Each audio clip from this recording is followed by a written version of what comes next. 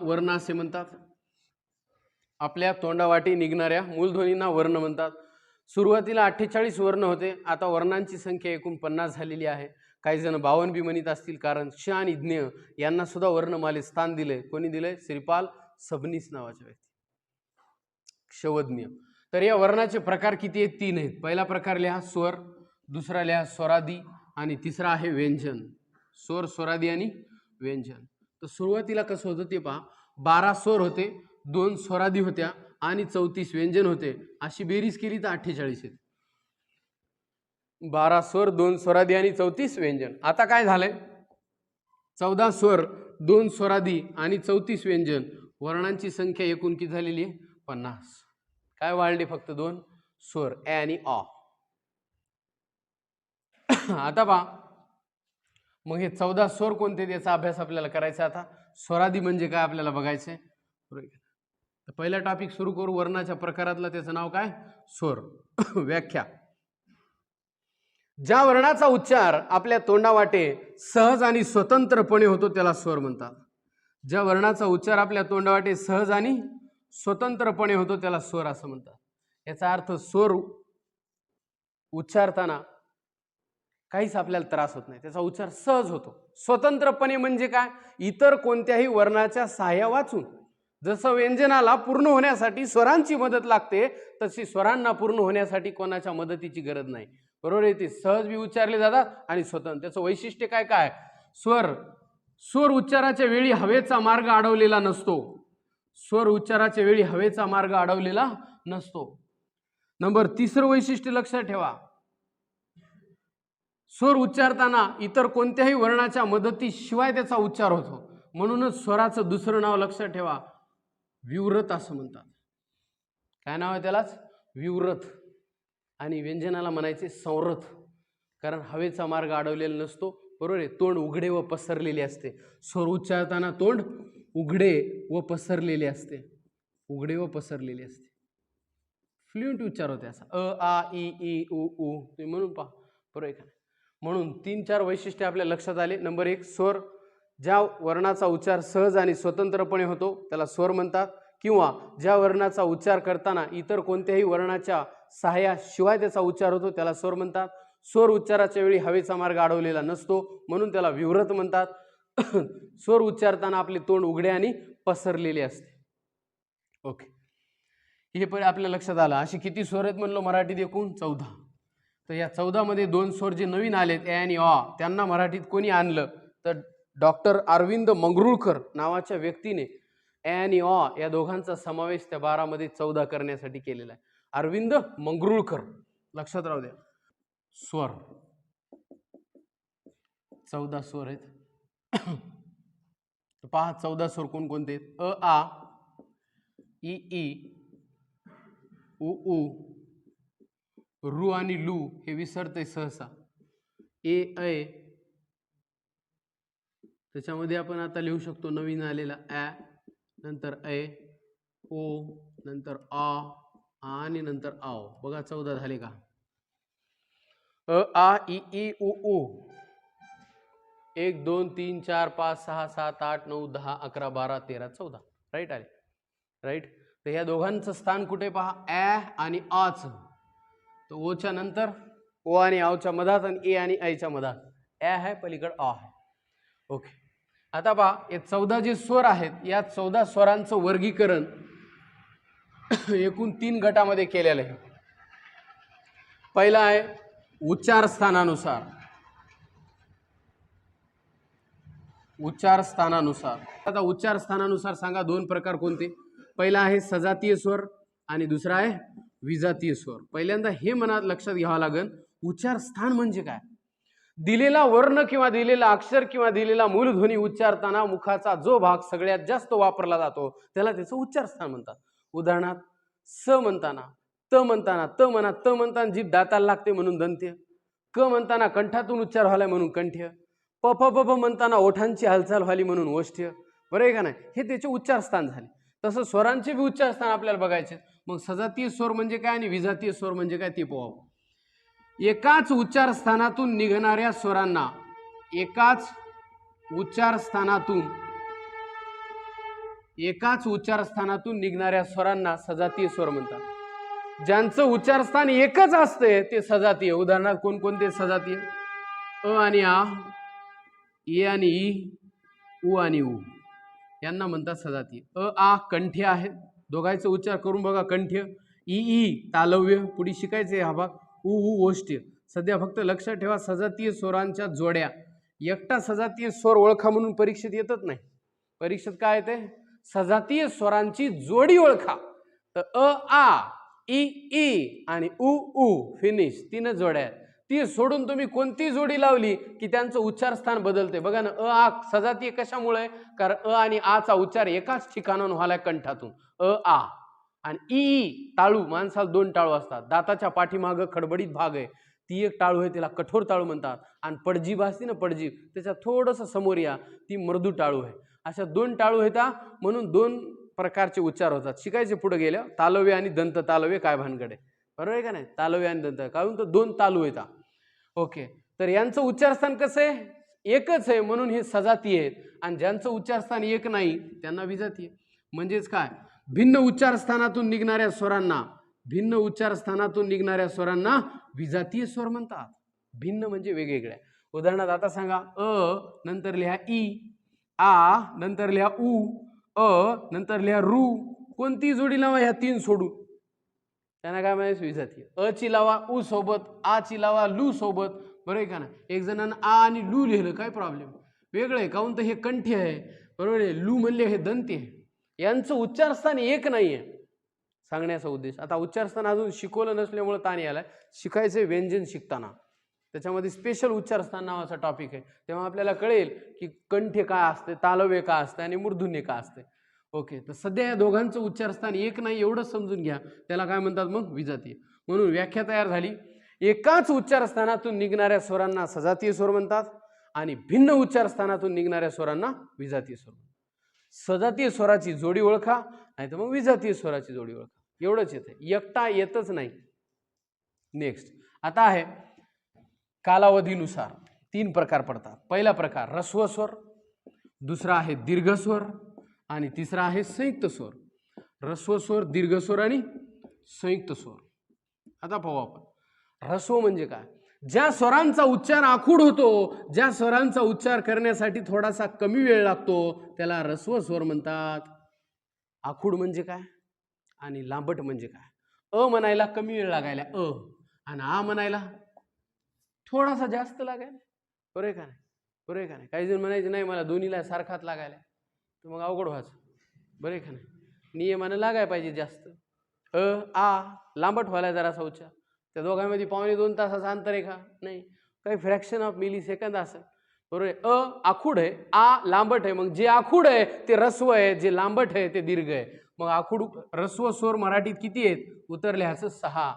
बघा ऱ्हस्व स्वर अ, ई, उ, रू आणि लू आणि ॲ, बरोबर आहे.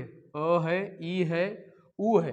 मी याला गोल करतो. अ, ई, उ, रू, लू आणि ॲ ऑलरेडी गोल केलेला आहे. यांना म्हणतात ऱ्हस्व स्वर, कारण यांचा उच्चार आखूड होतो. पुढी मात्रावृत्त शिकताना शिकायचे आपल्याला. ऱ्हस्व स्वराची एक मात्रा असते, बरोबर आहे का नाही? जे ऱ्हस्व असते त्याला लघु म्हणतात, असं दाखवतात. आणि जे दीर्घ असते त्याला गुरु म्हणतात, त्याला आडवी रेष दाखवतात. ऱ्हस्व स्वराची एक मात्रा असते आणि दीर्घ स्वरांच्या 2 मात्रा असतात. शिकायचे मात्रावृत्त शिकताना. ओके, ऱ्हस्व स्वर किती आहे? 6. काऊन म्हणतात ऱ्हस्व? कारण यांचा उच्चार कसा होतो? आखूड होतो, कमी वेळ लागतो, म्हणून ऱ्हस्व. आता दीर्घ स्वर. दीर्घ म्हणजे यांचा उच्चार लांबट होतो. आ, ई, उ, बरोबर आहे का? त्याच्यानंतर ए, ऐ, ओ, औ. आता ह्या 4 जणांना भी तुम्ही म्हणायचं बरं काय दीर्घ स्वर, काही अडचण नाही. आणि अ कशामुळे? आता ऐका, पहिले तुम्ही एवढंच लिहितात, पुस्तकात एवढंच दिलेले आ, ई आणि उ हे दीर्घ स्वर आहेत. काऊन तर या 4 जणांना उरलेल्यांना ए, ऐ, ओ आणि औ काय दिलेले? कोण सांगते? संयुक्त स्वर दिलेले यांना, आहे का नाही? पण संयुक्त स्वर भी दीर्घ असतात. कारण मला सांगा, साधा अ अला काना आ हा जर दीर्घ असेल तर अला काना आन त्याच्यावर 2 मात्रे, हा दीर्घ का नाही? बरोबर आहे का नाही? त्याची 2 खुणा आहेत, एवढं कळा फक्त. काय की यांनाच तुम्ही दीर्घ बी म्हणायचे आणि बाणीच्या टायमाला इकडे लिहायचे. संयुक्त स्वरामध्ये. आता यांना संयुक्त का म्हणतात? दीर्घ तर कळाला आपल्याला, यांचा उच्चार लांबट होतो किंवा यांचा उच्चार यांच्यापेक्षा थोडा जास्त वेळ लागतो, म्हणून ज्यांना जास्त वेळ लागतो त्यांना दीर्घ म्हणा, ज्यांचा उच्चार लांबट होतो त्याला दीर्घ म्हणा. असे किती लिहिले मी? पहा, 8 का 9, 3 4 5 6 7 आणि 8. ओके. पुढचा मुद्दा आहे संयुक्त स्वर. आता सांगा याला संयुक्त का म्हणायचं? उत्तर आहे, दोन स्वर एकत्र येऊन हे स्वर बनले असल्यामुळे त्यांना संयुक्त स्वर असं म्हणतात. अ प्लस ई किंवा ई, आ प्लस ई किंवा उ, अ प्लस उ किंवा उ, आणि लास्ट आहे आ प्लस उ किंवा उ. फोड बघा एकदा, सोपं लक्षात ठेवायला. बघा कसं, अ आ पुन्हा अ आ, मिक्स काय करायचं? ई ई आणि उ. आता औरंगाबादची स्पेलिंग लिहिताना आपण ए यू लिहितो. का लिहितो? कारण औरंगाबादमध्ये आव आहे आणि आव मध्ये अ बी आहे आणि उ बी दडलेलं आहे, म्हणून ए यू असं लिहितो आपण. म्हणून तो संयुक्त स्वर आहे आव. हा काय संयुक्त स्वर आहे ए यू, कारण हे काय दाखवायले? आ दाखवायले आणि हे यू दाखवायले. मग यू का आलं? कारण याच्यात दडलेलं आहे. म्हणून संयुक्त स्वराची व्याख्या काय? दोन स्वर एकत्र येऊन जे स्वर बनतात त्यांना संयुक्त स्वर म्हणतात. दोन स्वर एकत्र येऊन बनतात. बघा, या दोघांची बेरीज करा, या दोघांची बेरीज, या दोघांची बेरीज, या एकदम उच्चारला अ अधिक ई तर समजायचं ए. बरोबर. ज्याच्यामध्ये बी हे मिक्स होतो का ए, तर 12 खडी तयार होते, म्हणजे याच्यावर मात्रा दिला जातो ना. आणि ऐ म्हणजे 2 मात्रे. सांगा आता स्वरांचा उपयोग काय आहे? 12 खडीमध्ये क मध्ये काय मिक्स झालेलं आहे? अ, तर क तयार झालं, क अधिक अ क. आणि क ला काना म्हणल्या आ मिक्स झाला असेल ना, तर का. क ला पहिली वेलांटी पहिलं ई, क ला दुसरी वेलांटी क मध्ये दुसरं ई मिक्स झालं. बरोबर आहे. क ला पहिला उकार म्हणजे पहिलं उ, क ला दुसरा उकार म्हणजे दुसरं उ, म्हणजेच दीर्घ उ. त्याच्यानंतर क वर मात्रा म्हणजे ए, क वर 2 मात्रे म्हणजे ऐ, आणि क वर काना आणि मात्रा ओ, आणि काना आणि 2 मात्रे आओ मिक्स झालेला असेल, आणि अम आणि आहा लास्टला असेल. 12 खडी म्हणजे 12 अक्षरी असते, आणि 12 अक्षरी म्हणजे 12 खडी म्हणतो आपण. 12 खडी कशी तयार होते असं परीक्षेत जर आलं तर काय लिहायचं? उत्तर लिहायचं 10 स्वर आणि 2 स्वरादी मिळून 12 खडी बनते. 10 स्वर आणि 2 स्वरादी. 2 स्वरादी कोणते? अम आणि आहा. आणि 10 स्वर उरलेले आताच लिहून दाखवले 10 ला 10. तर 12 खडीचे प्रकार किती असं जर परीक्षेत आलं तर उत्तर लिहायचं 3. 12 खडीचे प्रकार किती? 3. आपण जी लिहितो तिला प्रचलित 12 खडी असं म्हणतात. काय म्हणतात तिला? प्रचलित 12 खडी. आणि दुसरी एक 12 खडी, तिचं नाव आहे शास्त्रीय 12 खडी. आणि तिसरं एक आहे त्याचं नाव आहे शास्त्रीय 14 खडी. 14 खडीमध्ये 14 अक्षर म्हणजे ए आणि अचा बी उपयोग केलेला असू शकते. आलं लक्षात? नेक्स्ट, आता या 14 स्वरांचं वर्गीकरण मी सांगू लागलो. पहा, ऱ्हस्व स्वर फार सोपं आहे. ज्यांचा उच्चार आखूड होतो ते ऱ्हस्व आहेत, ज्याचा उच्चार लांबट होतो तो दीर्घ आहेत, आणि 2 स्वर एकत्र येऊन जे बनले त्यांना संयुक्त म्हणतात. मग याच्यावर परीक्षेत प्रश्न कसा येतो की बाबा खालीलपैकी संयुक्त स्वर ओळखा, किंवा मग एक स्वर दिला त्याची फोड सांगा. म्हणजे परीक्षेत आलं ओ आणि पर्यायामध्ये काय दिलं असेल? फोड दिलेली असेल. अ अधिक ई, अ अधिक उ का आ अधिक उ असं. त्यावेळेस ओ ची फोड आपल्याला लिहिता आली पाहिजे अ अधिक उ. बस एवढ्यासाठी ते महत्त्वाचे, बाकी काय. 2 स्वर एकत्र येऊन हे बनले असल्यामुळे त्यांना संयुक्त नाव दिलं. 4 आहेत दीर्घ स्वर आपल्याला दिसायले, लगेच ओळखते दीर्घ. आणि ऱ्हस्व म्हणजे आखूड. आता पहा, या लूचं मार्गदर्शन किंवा काय याच्याबद्दल अधिकची माहिती. लू हा जो स्वर आहे हा मराठीतून नष्ट होत जाणारा स्वर आहे. याची आयडेंटिटी काय? मराठीतून नष्ट होत जाणारा स्वर म्हणून ओळखला जातो. का? कारण त्याचा वापरच नाही. बरोबर आहे. आणि वापर केला असतं, कोणी लाईव्ह पाहिला असेल तर कुठं झालाय? क्लुप्ती नावाच्या दफ्तरामध्ये. कुठं झालाय सांगा? क्लुप्ती. एकाच ठिकाणी ते लाईव्ह दिसते, बाकी कुठंच नाही, दुसरा शब्दच नाही. लू पासून बनलेला आहे, पण ते कसा मग मिक्स झालेला असेल, असं लाईव्ह दिसतच नाही कुठं, म्हणून याला म्हणतात मराठीतून नष्ट होत जाणारा स्वर लू. ठीक आहे. 14 स्वरांचं वर्गीकरण आपण पाहत आहोत. पहिले पाहिले सजातीय आणि विजातीय, नंतर पाहिला ऱ्हस्व, दीर्घ आणि संयुक्त. आता आहे सिद्ध स्वर आणि साधित स्वर. तर त्याला काय अलग लक्षात ठेवू नका. सिद्ध स्वर म्हणजे काय सांगा? तर ऱ्हस्व स्वरांनाच तुम्ही बिनधास्त सिद्ध म्हणू शकता. जे मूळचे असतात ते सिद्ध असतात. अ कोणापासून बनला का? नाही. आ मात्र कोणापासून बनला? या अ पासून बनला आ. मग ज्याच्यापासून बनला याला म्हणायचं साधित स्वर. बरोबर आहे. ई ऱ्हस्व स्वर, ई दीर्घ स्वर.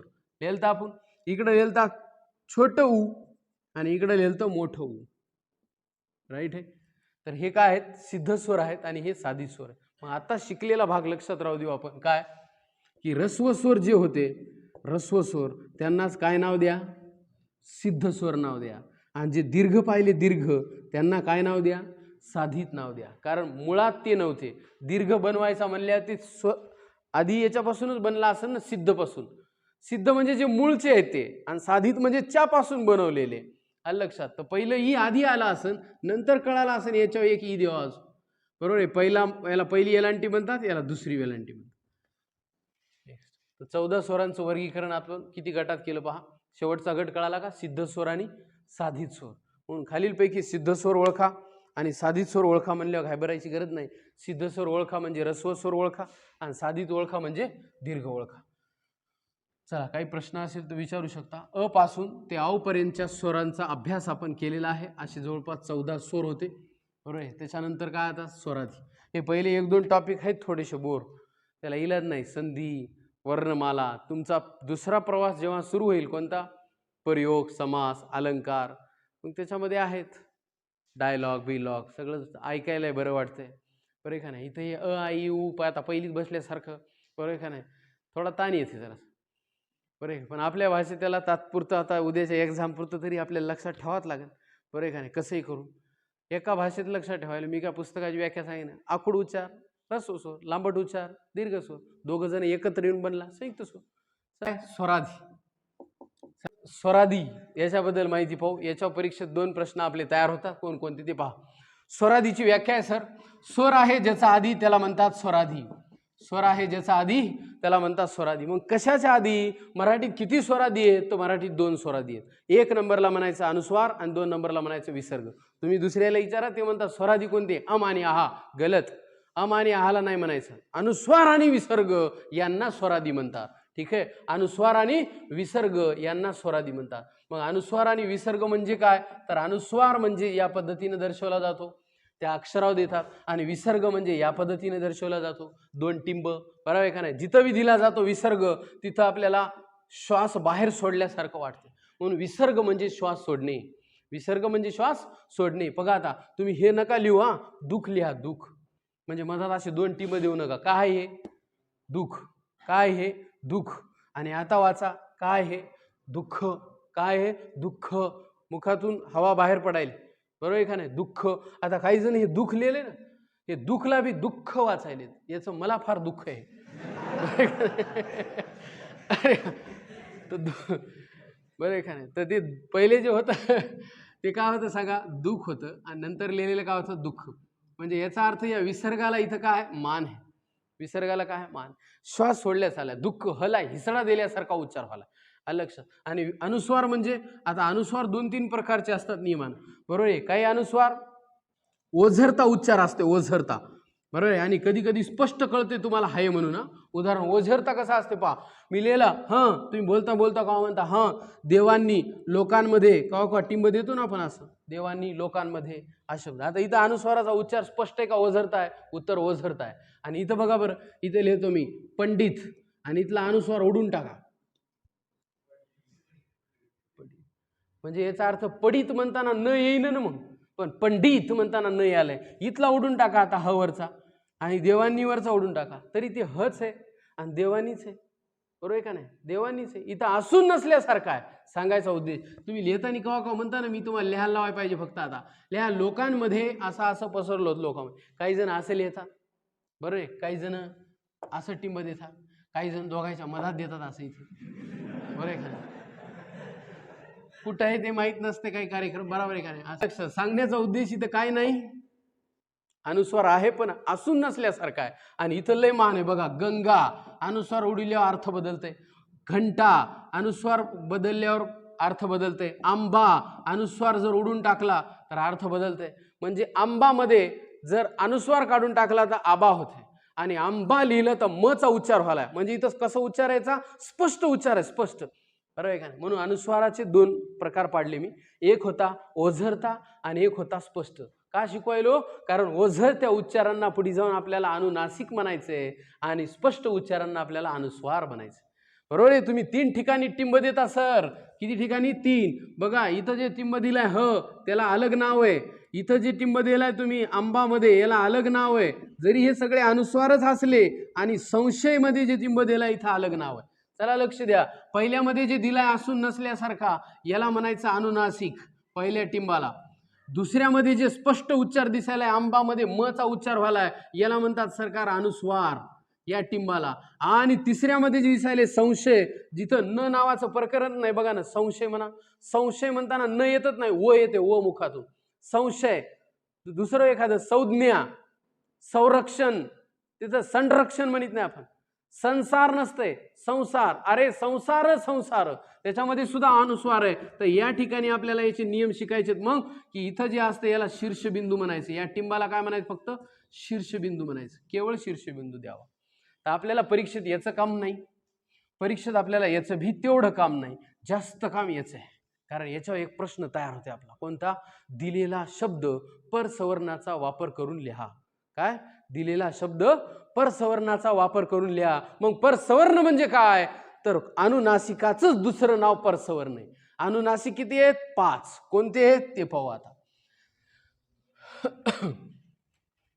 पहिल्यांदा पहा अनुस्वार आपण पाहिलं. त्याची व्याख्या आपल्याला कळाली की अनुस्वार म्हणजे च्यावर स्वार होऊन आलेला किंवा अनुस्वार म्हणजे च्या मागून आलेला. अनुस्वाराची व्याख्या काय? च्यावर स्वार होऊन. ज्या बी शब्दावर अनुस्वार असते ना तो शब्द आधी वाचायचा ग. बघा आता गंगा अगोदर अनुस्वार का आधी ग? आधी ग मग अनुस्वार आणि मग गा. गंगा. बरोबर आहे का? पंडित आधी प मग अनुस्वार मग डीत पंडित. राईट. म्हणून च्यावर स्वार होऊन आलेला किंवा त्याला म्हणतात च्या मागून आलेला अनुस्वार. तर याच्यावर पहिला नियम लक्षात ठेवायचा तुम्हाला. आता तक्ता मी इथे लिहितो. पहिले तक्ता काय आपला? क च ट त प. क च ट त प. बरोबर आहे. क ख ग घ न च छ ज झ न हे 25 मी व्यंजन लिहालो. ट ठ ड ढ न त थ द ध न त थ द ध आणि न. बरोबर आहे. प फ ब भ आणि म दिसायलेत. पाठच पाहिजे आपल्याला ते. क ख ग घ न च छ ज झ न ट ठ ड ढ न त थ द ध न आणि प फ ब भ म. एका वर्गात 5 विद्यार्थी. क चा पाडा क ख ग घ न. च चा पाडा च छ ज झ न. ट चा पाडा ट ठ ड ढ न. त चा पाडा त थ द ध न आणि प चा प फ ब भ. क्लिअर आहे. याच्यातलं 5वं अक्षर शोधा एकदा. हे दिसायले 5वं अक्षर. पहिल्याला न, दुसऱ्याला न, तिसऱ्याला न, चौथ्याला न आणि 5व्याला म म्हणतो आपण. हे आहेत अनुनासिक. ठीक आहे. याच अनुनासिकाचं दुसरं नाव काय सांगितलं मी आता? परसवर्ण. मग आपल्याला परीक्षेत प्रश्न येतो दिलेला शब्द परसवर्णाचा वापर करून लिहा. कशाचा? परसवर्णाचा. तर पहिले निबंध शब्द असा लिहित होते लोक. निबंध. आता बी लिहितात काही जण. नियमानं तो शब्द असा लिहिला जातो आज आहे का नाही. तर मग आता असा लिहितात ना तर ते म्हणायलेत पहिला कसा लिहित होते ते सांगा. त्याचा काय नियम आहे तर ते आपण शिकायलो. पहा अनुस्वारापुढे तक्त्यात बघायचं. पहिल्या 5 वर्गातील हे 5 वर्ग आहेत. क च ट त. पहिल्या 5 वर्गातील कोणतेही व्यंजन आल्यास त्याचा उच्चार त्याच गटातल्या शेवटच्या अनुनासिकासारखा होतो. म्हणजेच पंचम वर्णासारखा होतो. शेवटच्या अनुनासिक. कसं ते बघा एकदा. एक एक शब्द लिहून दाखवतो. पहिला आहे कंकण. हा शब्द म्हण परसवर्णाचा वापर करून लिहा. कसा लिहायचा ते बघा. परसवर्ण म्हणजे काय लक्षात आलं का? की अनुस्वाराच्या बदल्यात नेमकं कोणचं. जसं आंबा म्हणताना बरं कळालं तर आपल्याला तिथं म आले. कळालं का नाही? आंबा मुखातून. तसं या अनुस्वाराच्या बदल्यात या 5 जणांपैकी कोणतं न आले ते सांगायचं. त्याला म्हणतात परसवर्ण. तर ओळखण्याची त्याची ट्रिक्स अशी आहे. अनुस्वाराच्या पुढचं अक्षर बघायचं. अनुस्वाराच्या पुढचं अक्षर कोणतं आहे? क. राईट. आणि याच क च्या गटामध्ये कोण आहे? लास्टला वाङ्मयाचं न आहे म्हणून कंकण असा शब्द झाला. हे असा लिहायचं. अनुस्वाराच्या पुढचं अक्षर शोधा म्हणालो मी. क. आणि क च्या गटातलं 5वं अक्षर त्याच्या बदल्यात येते. हे फिक्स आहे. दुसरं बघू आपण अजून लक्षात येईल. गंगा. अनुस्वाराच्या पुढे काय आलंय? ग. ग च्या गटात कोण आहे? 5वं न म्हणजे वाङ्मयाचंच आहे म्हणून गंगा. बरोबर आहे का? त्याला बी काही जण ड वाचतात ते गलत आहे. शिकितानीच गलत शिकिलं गेलं आपल्याला पहिल्यांदा. बरोबर आहे का नाही? त्याला काय लिहिलं तर माहिती आहे याला आपल्या पुस्तकात उजळणीच्या ड डमरू आणि तिकडं ड डबा. 2 ड आहेत ना आपल्याकडं. एका ड मध्ये असं लिहिलेलं आहे तर त्यानं आणि दुसऱ्या ड मध्ये असं लिहिलेलं आहे तर कम्प्लीट. तर लक्षात ठेवा हे व्यंजन आहे. बरोबर आहे. हे भी व्यंजन आहे पण हे अनुनासिक आहे आणि हे व्यंजन आहे. लक्षात राहा. तर ते न आहे न ड नाहीच आहे. त्याला काय वाचायचंय? न. वाङ्मयाचं न. वाङ्मय म्हणताना हा शब्द जशाच तसा दिसतो म्हणून गंगा. कोणतं ना आलं बघा. दुसरं सांगा चंचल. अनुस्वाराच्या पुढे काय आलंय? च चमच्याचं आलंय ना, तर मग न कोणतं यायला पाहिजे बघा, चंचल. ह्या पाहे नाहीत, याला बी काही लोक तर समजतात, गलत आहे. तर जे आहे ना, तर हे असं लिहितात, हे जोडाक्षर आहे. व्यंजन अधिक स्वर म्हणजे जोडाक्षर. व्यंजन अधिक स्वर म्हणजे जोडाक्षर. आणि जे न आहे ते असं लिहितात रे, याला अनुनासिक म्हणतात. हे काय? अनुनासिक. म्हणून चंचल मध्ये हा न आला. दुसरा, घंटा. अनुस्वाराच्या पुढे काय आले? ट. टच्या गटात कोणचं न आहे? बाणाचं न म्हणतात ना, म्हणून ते आलं. पंडित. अनुस्वाराच्या पुढे ड डब्याचं आलंय. पंडित. डच्या गटात कोणचं आहे बघून घ्या एकदा. न नळाचंच असन का? न बाणाचं, न बाणाचं. पंडित. अनुस्वाराच्या पुढे येणारा अक्षर बघा म्हणायलो, आणि त्याच्या गटातलं 5वं अक्षर त्याच्या बदल्यात घ्या म्हणायलो. त्याला म्हणतात दिलेला शब्द परसवर्णाचा वापर करून लिहिणे. दुसरा शब्द संत असा आला, संत. अनुस्वाराच्या पुढे काय आलंय? त. म्हणा तचा पाडा. त थ द ध न, न नळाचं, म्हणून संत असा येणार. राईट का? निबंध. निबंधामध्ये येणार अनुस्वाराच्या पुढे ध आले का, मग धचा पाडा म्हणा. त थ द ध न, पुन्हा एकदा न नळाचं, म्हणून निबंध. वाटलं तर तक्त्यात पाहू शकता ध. हे इथं ध आले, धच्या गटात कोणतं न आहे? न नळाचंच आहे. तसं सेम मग आंबा म्हणताना मच काऊन येतंय? कारण अनुस्वाराच्या पुढे ब बदकाचा आलाय, आणि बच्या पुढे काय? प फ ब भ म मगरीचं, म्हणून आंबा असा शब्द. बरोबर कोणता आहे? तर आंबा हेच बरोबर आहे बापा. पण ते विचारते परसवर्णाचा वापर करून लिहा, तेव्हा आपल्याला असं लिहिता आलं पाहिजे पर्याय पाहून. मग परीक्षेत आलं होतं गंधर्व. हा शब्द परसवर्णाचा वापर करून कसा लिहा? तर तुम्हाला तिथं असे पर्याय देते ते गंधर्व. 1 नंबरचा गंधर्व देते, 2 नंबरचा गंधर्व देते, 3 नंबरचा गंधर्व देते, आणि 4 नंबरचा बी गंधर्व. तर या तिन्हीतच उत्तर आहे. कोणतं असेल त्या गंधर्वचं? सांगा, लक्षात आलं असेल तर आता. Correct, option number 1. काऊन? अनुस्वाराच्या पुढे काय आलं तर इथं ध, आणि धच्या गटात न कोणतं आहे? नळाचं न, हे नळाचं. राईट सर, म्हणून गंधर्व पहिलं बरोबर आहे. सांगा, संघर्ष या शब्दामध्ये, संघर्ष या शब्दामध्ये नेमकं कोणतं न वापरले? इथं लिहितो मी. हे ऑप्शन नंबर 1, 2, 3 का 4? पहिले 4 लिहिलेत आपण. सांगा, उत्तर येते 1. कारण अनुस्वाराच्या पुढं कोणतं अक्षर आले? घ, घराचं, आणि घराच्या गटामध्ये वाङ्मयाचं काय आहे? न आहे, म्हणून बरोबर आहे. असं विचारण्याच्या 2 पद्धती. याच्या बदल्यात अनुनासिक सांगा, नाहीतर हा शब्द परसवर्णाचा वापर करून लिहा, नाहीतर तिसरं येते लास्ट प्रश्न असा की गंगा हा शब्द परसवर्णाचा वापर करून लिहिल्यास जसा दिसतो तसाच पर्यायातला शब्द शोधा. मग गंगासारखाच उच्चार असणारा पर्यायातला शब्द कसा शोधायचा? ऑप्शनमध्ये येते निबंध, ऑप्शनमध्ये येते संत, ऑप्शनमध्ये येते पंडित, आणि ऑप्शनमध्ये येते संघर्ष. तर गंगासारखं कोण आहे? संघर्ष. कारण गंगामध्ये कोणचं न आलंय? वाङ्मयाचं, आणि संघर्षमध्ये बी कोणतं आलंय? वाङ्मयाचं. बाकीमध्ये येईन का? नाही. म्हणून शब्दाला शब्दाची जोडी बी विचारू शकता. असे 3 प्रश्न झाले. आलं लक्षात? मग एवढाच तक्तामधला इतकाच भाग महत्वाचा आहे. बाकी आता पहिले नियम होता काय? तक्ता सोडून. काही जण म्हणतील ना आता सर तक्ता सोडून अक्षर आल्यावर कसं? तर पुढचा नियम असा आहे, मग तक्ता सोडून जर अक्षर आलं ना, तर अनुस्वारापुढे पहिल्या 5 वर्गातील व्यंजन सोडून मग काय येणार बापा? आता म च्या नंतर काय सांगा बरं? य र ल व श श स ह ळ श आणि ज्ञ यापैकी कोणतेही व्यंजन आले तक्ता सोडून कोणतेही, तर पहिले तो शब्द असा लिहित होते, अनुनासिक व्यायुक्त त्याचा उच्चार होत होता. आता नियम असा बदललाय. 2009च्या नियमावलीनुसार काय बदल झालाय? त्या शब्दात अनुस्वार जशास तसाच ठेवायचा. म्हणजे आता बदलाबदली करायची नाही. उदाहरण आहे का? संशय हा शब्द कसा लिहाल? तर जुनं पुस्तक असेल तुमच्यापाशी तर असा लिहित होते संशय असा. आता असा लिहायचा नाही. संशयला संशयच ठेवायचं. म्हणून तुम्हाला तक्त्याच्या पुढच्या शब्दाला लोड घ्यायची गरज नाही. फक्त तुम्ही ओळखायचं काय की तक्त्याच्या नंतरचं अक्षर आलंय का बघा. यस आलंय. उच्चार फक्त कसा होतो. मग परीक्षेत प्रश्न कसा येईल ऐका आता. संरक्षण या शब्दात अनुस्वाराचा जसा उच्चार आहे असाच उच्चार असणारा पर्यायातला शब्द सांगा. Option number 1 Ganga, option number 2 Pandit, option number 3 संघर्ष, आणि ऑप्शन नंबर 4 संसार. तर तुम्हाला काय ओळखता यायला पाहिजे की या संरक्षण मध्ये कसा उच्चार आहे? व सारखा आहे ना रे, संरक्षण. तर तिकडे काय येणार मग? संसार.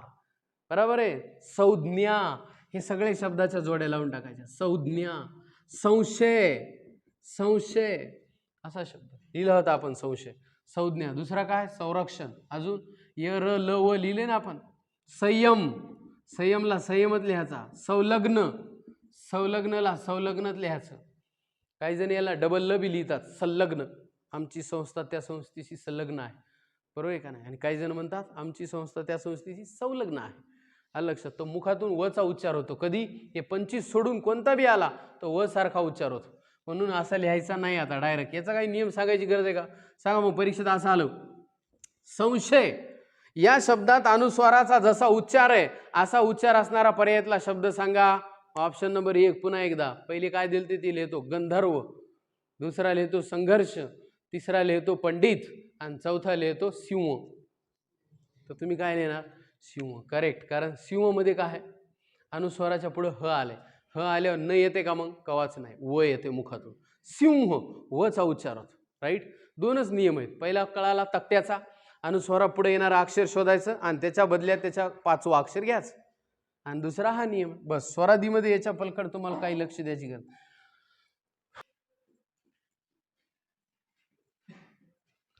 ज्या वर्णाचा उच्चार करताना स्वरांची साय घ्यावे लागते त्याला व्यंजन असं म्हणतात. ज्या वर्णाचा उच्चार करताना स्वरांची साय घ्यावी लागते त्याला व्यंजन म्हणतात. व्यंजन हे अपूर्ण उच्चाराचे असतात. स्वराला पूर्ण होण्यासाठी कोणाचीच गरज लागत नाही, पण व्यंजनाला पूर्ण होण्यासाठी स्वरांची मदत घ्यावी लागते. म्हणून व्यंजनाचं दुसरं नाव आहे का? व्यंजनालाच म्हणतात स्वरांत, व्यंजनालाच म्हणतात परवर्ण. परवर्ण, पर सवर्ण वेगळं, परवर्ण वेगळं. व्यंजनात म्हणतात हल, व्यंजनालाच म्हणतात संरथ. एवढे नाव आहे त्याचे. ठीक आहे. एक एक समजून घेऊ का म्हणतात ते नाव का आहेत. बघा आता, संरथ का म्हणतात? व्यंजनाचा उच्चार करताना तोंड बंद असते. जिथं स्वराचा उच्चार करताना तोंड उघडे होते ना, जिथं तोंड उघडे व पसरलेले असते त्याला म्हणलं होतं विवरथ, आणि जिथं बंद असते त्याला म्हणायचं संरथ. नेक्स्ट, व्यंजन लिहिताना त्याच्यामध्ये स्वर नसतो, ते असं असतात, पाय मोडून लिहितात, म्हणून त्याला हल म्हणतात. कारण त्या चिन्हाचं नाव आहे ना पाय मोडून लिहिलेल्या, त्याला हल चिन्ह म्हणतात. म्हणून व्यंजनाला दुसरं नाव आहे हल, कारण ती पाय मोडून लिहितात म्हणून. नेक्स्ट, परवर्ण कशामुळं? इंग्लिशमध्ये एक पॅरासाइट नाव म्हणजे परजीवी असते वनस्पती, बरोबर, जी दुसऱ्या अवलंबून असणाऱ्याला पॅरासाइट. तसं परवर्ण म्हणजे जो पूर्ण होण्यासाठी दुसऱ्या वर्णावर अवलंबून असतो, त्यामुळे तो परवर्ण झाला. ठीक आहे. म्हणून व्यंजनाचं पुढचं नाव आहे परवर्ण. आणि स्वरांत, व्यंजनाच्या अंती, बरोबर, जेव्हा मी कंप्लीट लिहितो क, याच्या अंती नेहमी काय असतो? स्वर असतो. कारण याची फोड अशी होईल ना, क अधिक अ, बरोबर. म्हणून याच्या अंती नेहमी स्वर असतो, म्हणून याला स्वरांत म्हणतात. काय म्हणतात याला? स्वरांत. आणि व्यंजनाची व्याख्या तर कळाल ती, ज्या वर्णाचा उच्चार करताना स्वरांची साय घ्यावी लागते त्याला व्यंजन म्हणतात. ठीक आहे. या प्रत्येक नावाचं एक्सप्लेनेशन मी दिलेलं आहे. व्यंजन किती आहेत मग असे? तर उत्तर लिहायचं, व्यंजन 34 आहे. किती येतं? 34 व्यंजन आहे. या 34 व्यंजनामध्ये आपल्याला अभ्यास करताना पहिले याचे प्रकार बघावे लागतील. तर व्यंजनाचा पहिला प्रकार लक्षात राहू द्या, स्पर्श व्यंजने. काय पहिला प्रकार? स्पर्श व्यंजने. मराठीत अशी स्पर्श व्यंजने किती येतं? 25. किती आहेत? 25. मग स्पर्श व्यंजन लक्षात ठेवायची ट्रिक्स काय? तर आता शिकवलेले जे वर्ग आहेत का तेवढे ध्यानात ठेवायचे बस. पहिल्याला म्हणायचं क वर्ग,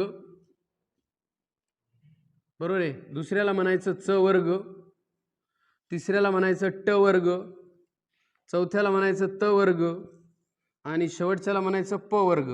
ठीक आहे. प वर्ग. मग आता क वर्गामध्ये लिहायचे क ख,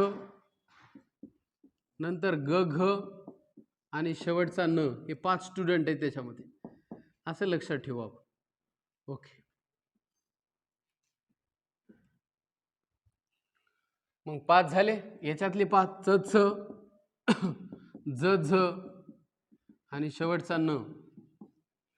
ट वर्गामध्ये ट ठ, ड ढ, आणि शेवटचा न. त वर्गामध्ये त थ, द ध, आणि शेवटचा न. नंतर प वर्गामध्ये प फ, ब भ, आणि शेवटचा म. ठीक आहे. झाले का? 25 पहा. प्रत्येक वर्गात 5 म्हणल्या किती होणार आहेत? 5 5 25. 100% बरोबर. नेक्स्ट, आता पहिली जी पद्धत आहे याच्यात पुन्हा स्पर्श व्यंजने कळाली सर्वांना. अजून दुसरा प्रश्न, यांनाच नाव द्यायचं वर्गीय व्यंजने. काय म्हणतात यांनाच? वर्गीय व्यंजन, कारण यांचं वर्गामध्ये डिवायडेशन करून दाखवलं मी तुम्हाला. 2 प्रश्न कव्हर झाले. जर वर्गीय व्यंजन विचारलं तरी हेच लिहायचे, स्पर्शी व्यंजन विचारलं हेच लिहायचं. स्पर्श का म्हणतात? कारण यांचा उच्चार करताना जिभेचा स्पर्श कोणत्या ना कोणत्या तरी भागाला लागूनच यांचा उच्चार होतो, म्हणून यांना स्पर्श व्यंजन म्हणतात. आता त्याच्यात आणखीन प्रकार पाडू आपण. लक्ष द्या, आता तक्ता लिहिला. या तक्त्यातल्या पहिल्या दोघांना म्हणायचं कठोर. 6-7 प्रश्नांसाठी हे महत्वाचं आहे.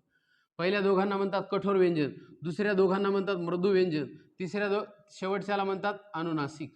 किती प्रश्न कव्हर झाले? 3 प्रश्न कव्हर झाले. म्हणजे परीक्षेत जर आलं कठोर व्यंजन ओळखा, तर या दोघांमध्ये लिहायचं, ह्या पहिल्या तक्त्यातलं.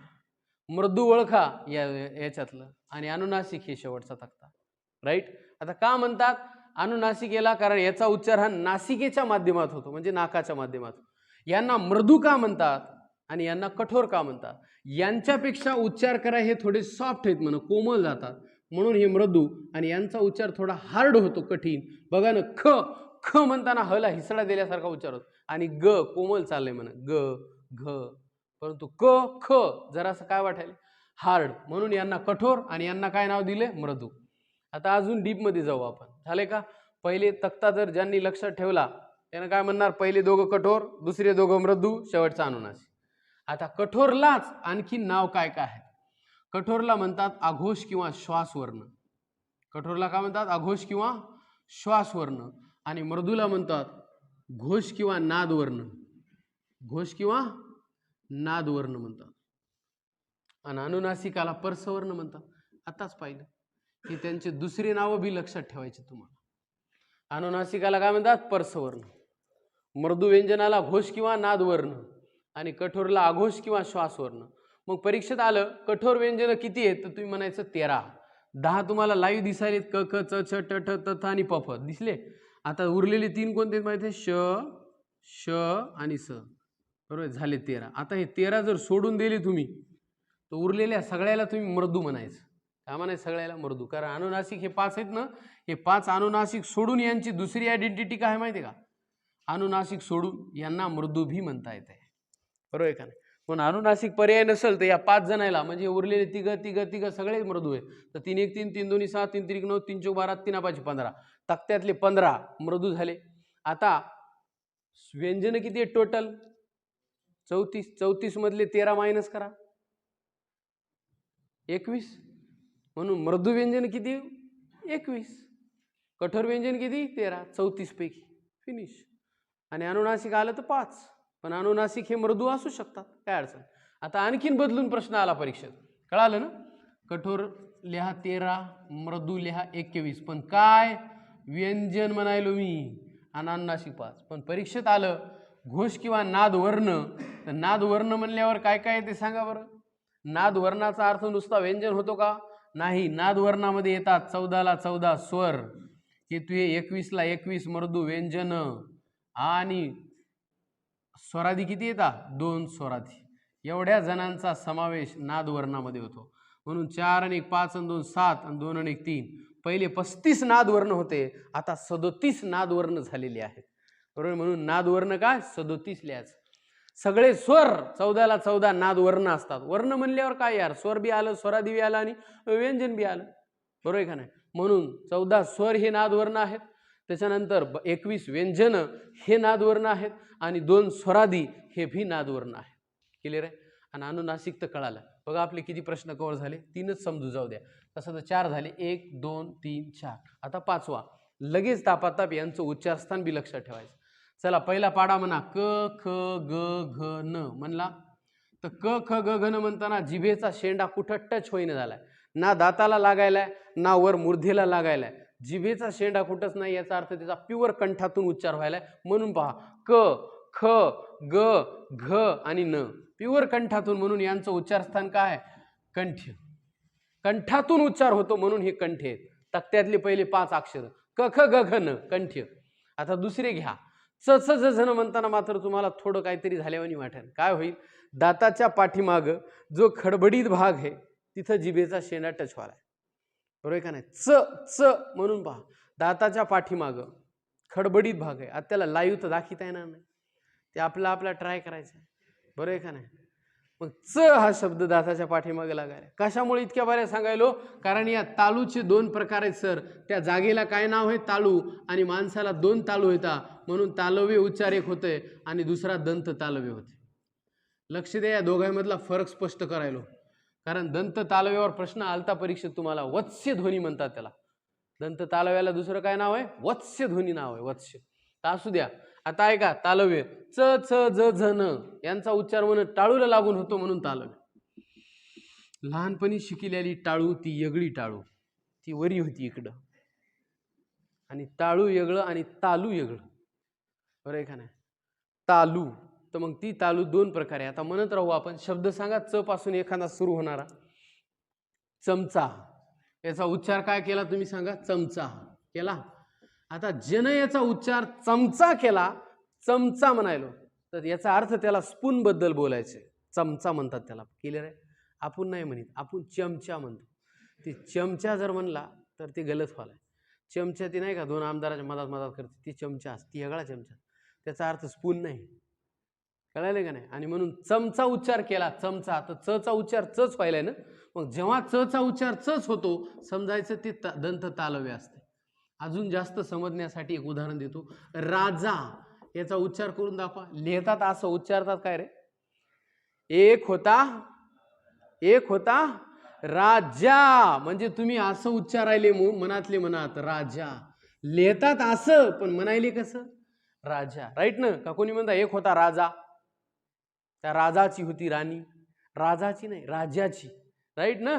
म्हणजेच राजा लिहिलं पण वाचलं तुम्ही राजा. म्हणजे जेव्हा जेव्हा च च ज झ न यापैकी कोणता बी शब्द घ्या, यापैकी कोणता बी वर्ण घ्या, त्या शब्दापासून सुरू झालेला शब्दाचा उच्चार करताना जर गायचा य, हे इथं दिसायले गायचा य, याचं जर सहकार्य घ्यावं लागलं तर समजायचं ते तालव्य आहे.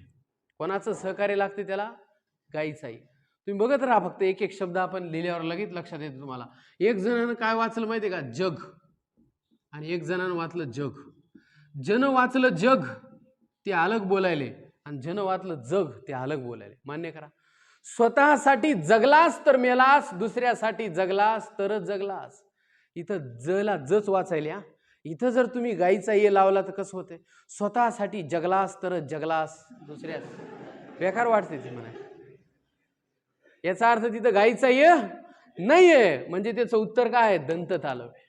आणि म्हणलं ना, एखादा कार्यकर्ता म्हणते कदरून काय, या जगात आपलं कोणीच नाही. ते पुढे काही होत, जगातकडे फोकस करा आपण. या जगात म्हणजे याचा अर्थ त्यानं हे वाचलंय, या जगात म्हणजे या सृष्टीत म्हणायचं त्याला. बरोबर आहे का नाही? आणि मी जर तुम्हाला म्हणलो स्वतःसाठी थोडं तरी जगा, जचा उच्चार ज झाला इथं जगा नाही म्हणलं, स्वतःसाठी थोडं तरी जगा. म्हणजे याचा अर्थ जग म्हणजे जिवंत राहणे, आणि या जगचा अर्थ सृष्टी होते.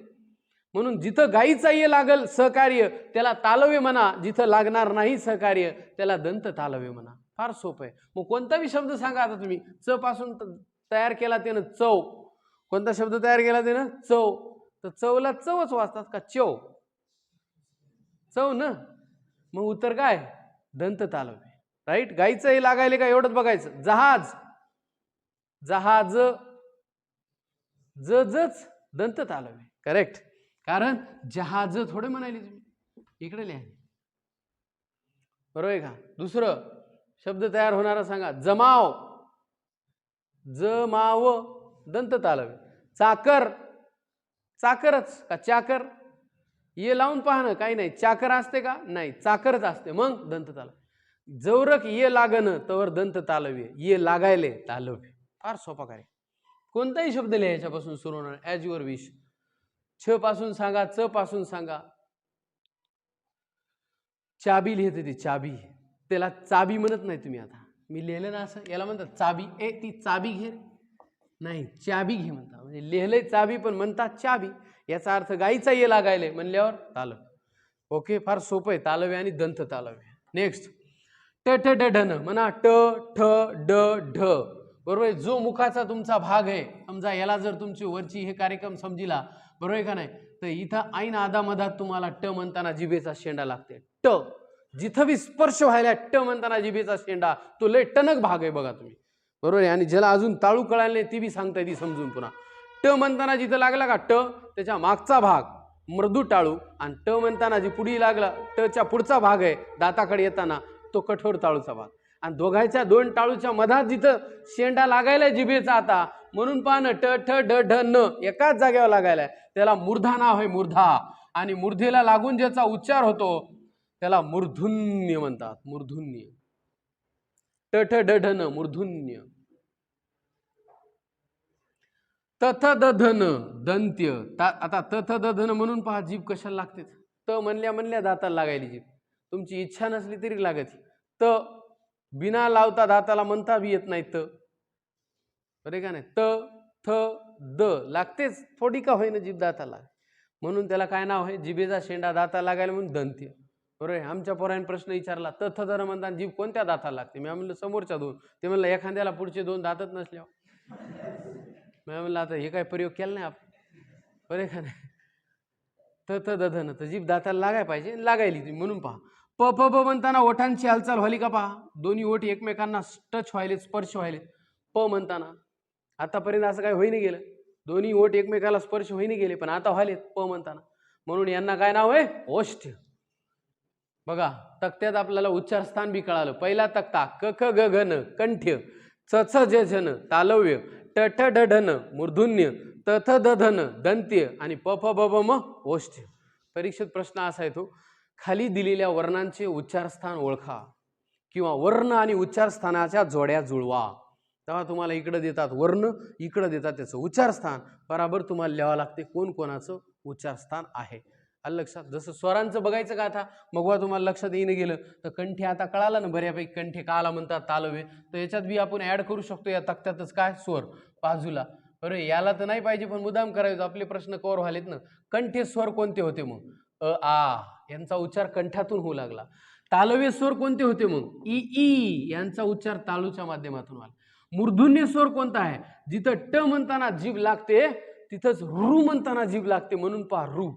ऋषी, ऋषिकेश, ऋत्विक, तर रू म्हणताना तिथं जीभ लागायली जिथं ट म्हणताना लागते, म्हणून रूचं आणि टचं काय आहे, मूर्धन्य उच्चार स्थान आहे. चला पुढं.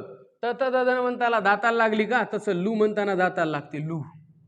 प फ म्हणताना ओठांची हालचाल झाली का, तशी उ आणि उ म्हणताना सुद्धा ओठांची हालचाल होते. उ उ पहिले बरोबर आहे का नाही. म्हणून उ आणि उ हे जे स्वर आहेत ते काय आहेत, ओष्ठ स्वर आहेत, हे लक्षात ठेवायचं. ओष्ठ. बघा स्वरांचे उच्चारस्थान कळालं. मग आता एक जण म्हणलं या तक्त्याच्या पुढच्या बी यांचं उच्चारस्थान सांगून टाका तापाता. ओके, तक्त्याच्या पुढे काय सांगा, यर लव आहे ना, यांचं उच्चारस्थान पहा कसं लक्षात ठेवायचं. याच तक्त्यात त्याला ऍड कसं करायचं, इथून सुरू करायचं म्हणायला, इथून तालव्य पहिला सोडून द्यायचा, य र ल. बघा याच्या पुढे हेच आहे ना, म झाल्यावर काय असतंय, प फ ब भ म, म संपल्यावर काय असतं, य र ल व श स स ह आणि ळ आणि क्षवज्ञ. तर क्षवज्ञचा लिहूच नका, फक्त ळ पस्तोर जायचं आपल्याला, कारण 34 व्यंजन ळ पशीच कंप्लीट होतात. बरोबर आहे का. मग य र ल व सोडून द्या, पुन्हा लिहा श श स, म्हणजे य आणि श तालव्य हे, र आणि श मूर्धन्य हे, ल आणि स दंत्य आहे.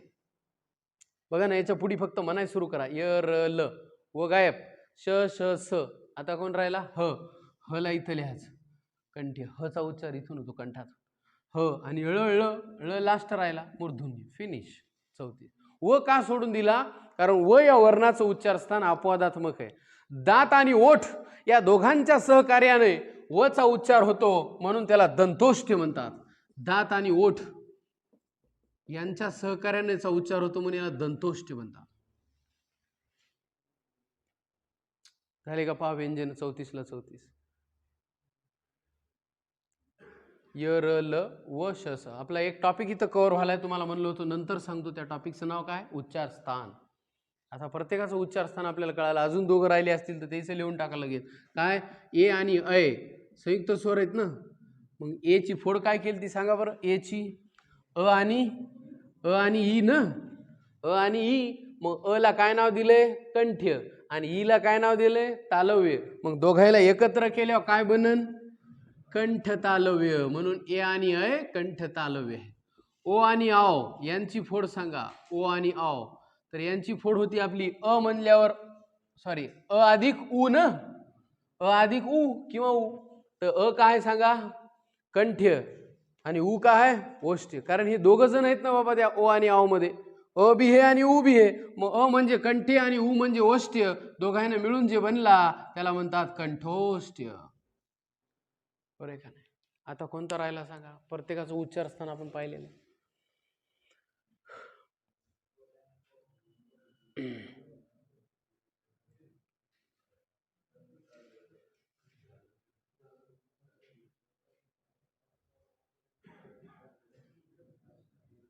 झालं.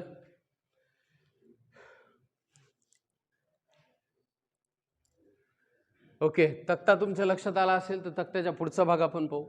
त्यानंतर काय, प फ ब ब म पर्यंत आले. म च्या पुढे सांगा काय काय, तर य र ल आणि व. यर लवला म्हणतात अर्धस्वर, याला दुसरं नाव आहे अंतस्थ, यालाच तिसरं नाव आहे ईशत विव्रत. काय नाव त्याचं, ईशत विव्रत असं म्हणतात. ठीक आहे सर. य र ल व यांना म्हणतात अर्धस्वर, अंतस्थ किंवा ईशत विव्रत. आता यांना अर्धस्वर का म्हणतात, हा प्रश्नाचं उत्तर देऊत आपण पहिल्यांदा. या या व्यंजनांचा उच्चार, ह्याचं म्हणजे अर्धस्वर म्हणजे स्वराचा प्रकार नाही आहे, व्यंजनाचाच आहे. तर याला अर्धस्वर का म्हणतात, कारण यांचा उच्चार करताना स्वरांसोबत कन्फ्युजन होते. कसं कन्फ्युजन होते ते पहा. एक जणाला लिहायला लावतो मी, लिहा गाई, त्यानं लिहिलं गाई, दोन्ही गाईच आहेत. एक जणाला लिहायला लावलं नऊ, त्यानं लिहिलं नऊ. बरं आहे का. दुसरं एखादा उदाहरण म्हणजे सांगण्याचा उद्देश काय, किंवा आपलं ते देवर्षीचं पाहणं, देव अधिक ऋषी असा शब्द आहे संधीमध्ये, बरोबर तयार काय होतंय, देवर्षी असं ना. मग देव अधिक ऋषी, इथं ऋषीचा रू होता ना, तो गायब झाला आणि बदल्यात काय बनलं, र रथाचं बनलंय. हे देवर्षीमध्ये हा र जो आहे ना तो रफार आहे बरं, आणि रफार म्हणजे र आहे. म्हणून देव अधिक ऋषी देवर्षी, रूचा र झाला, वच ऊ झालंय. वच कोणा संग कन्फ्युजन आहे, ऊ संग, आणि ईचं कोणा संग आहे, गाईच्या हे संग. बरोबर, गाई गाई.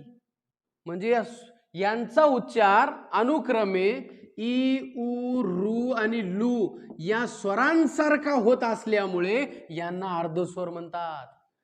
यर लवचा उच्चार यांच्यासोबत होतो म्हणून यांना म्हणतात. आलं लक्षात. नंतर संधीमध्ये शिकायचंय, जेव्हा ई ची जागा य किंवा ये ची जागा ई घेते, हे जे आदला बदल होते या प्रोसिजरला काय म्हणतात, तर संप्रसारण म्हणतात. त्याला काय म्हणतात, त्याला संप्रसारण नाव आहे.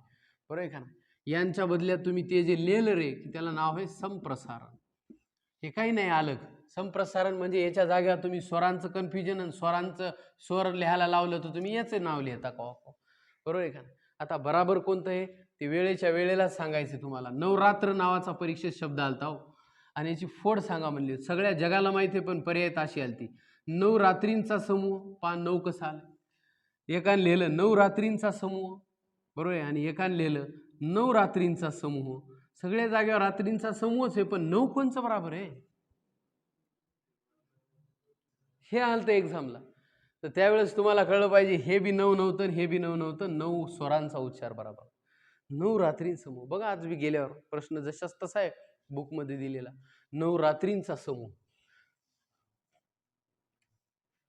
कारण नऊ दिलंय तर फोड करताना नऊचं नऊ राहत नाही, व राहत नाही, ऊ होते. नऊ रात्रींचा समूह. आणि त्या वचं जे ऊ व्हायले का, वचं जे ऊ व्हायले त्यालाच काय नाव दिलं मी तुम्हाला आता, संप्रसारण.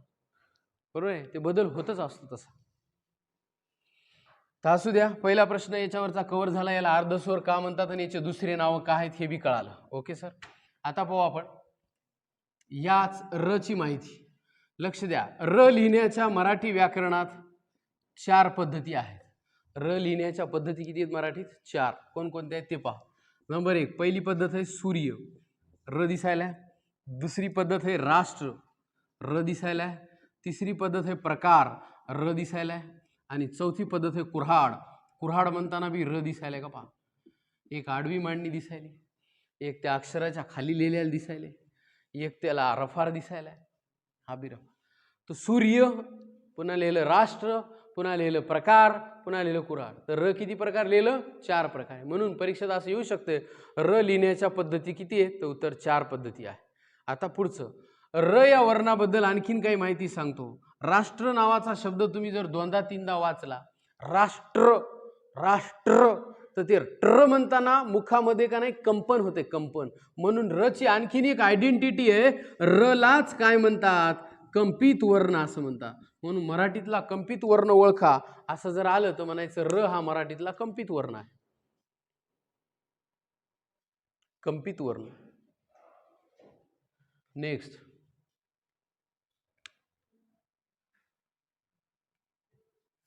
आणखीन र ची काय आयडेंटिटी आहे?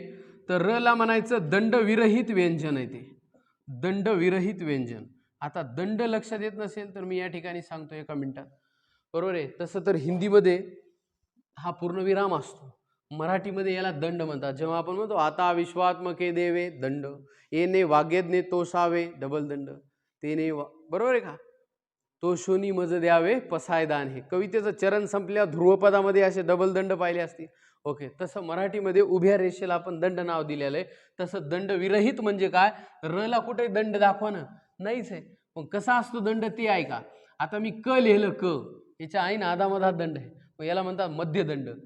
प मध्ये बी दंड आहे पण एंडिंगला आहे, याला म्हणतात अंत्यदंड, बरोबर आहे. त्याच्यानंतर सांगा क ख ग घ न, याचा बी लिहिला आहे ड मध्ये, आणि ड मध्ये बी हे किंवा ट मध्ये, याला म्हणतात अर्धा दंड. याला काय म्हणायचं? अर्धाच आहे ना, ड लिहिताना अर्धा दंड लिहिला. अजून एखादा अक्षर ग लिहिलं, ग इथं दंड आहे पण स्वतंत्र आहे, म्हणून याला म्हणायचं स्वतंत्र उभा दंड. जोडून नाही, नाही हे जोडून नाही ना, अलग आहे. बघा प मध्ये आणि ग मध्ये काही फरक वाटायला का नाही? 100% फरक, बरोबर. हे बी उभा दंडच आहे पण हा स्वतंत्र आहे, हा जोडून आहे, म्हणून याला फक्त अंत्यदंड म्हणतात. याला काय म्हणतात? अंत्यदंड. याला मध्यदंड, याला अर्धदंड, याला उभा दंड, आणि दंड विरहित म्हणजे र. असा कोणताच दंड र ला आहे का? नाहीये, म्हणून त्याला दंड विरहित म्हणतात. कोणते अक्षर लिहून बघायचं आपल्यालाच कळत आहे ते लिहिताना इथं कोणता आहे. एक जण लिहिलं चे चमच्याचं, प सारखं दिसायला, च कंप्लीट पूर्ण दंड दिसायला, च ला बघा हे पाहे येस, मग याला काय नाव द्यावं? अंत्यदंड, बरोबर. घ घराचं अंत्यदंड, म मगरीचं अंत्यदंड, लगेच कळते. तुम्ही अक्षर सांगा आता लिहिलेले तक्त्यातले कोणते बी, वाचायचे फक्त, आपल्याला लगेच कळते हे अर्ध आहे का, पूर्ण आहे का, अंत्य आहे का, स्वतंत्र आहे. स्वतंत्र म्हणले या अक्षराच्या बाजूला यायला पाहिजे. ल अर्धा का इतका दिलेला असतो नियमान, ल ल असं, किंवा ळ बी घ्या तुम्ही, अर्धा दिलेला आहे त्याला. फ मध्य, हे काय ही रेष मध्य. श स्वतंत्र, श अंत्य, बरे. ळ अर्धा, अर्धा दंड आहे. ओके, असू द्या. याच्यावरून विषय निघाला होता तो दंड विरहित व्यंजन र आहे. आणि एक सांगायचं होतं या वच, वला काय दिलं उच्चार आपण? दंतोष्ठ्य. काय दिलेले? दंतोष्ठ्य, हे उच्चार. बस येर लवचा अभ्यास इथं संपतो. नेक्स्ट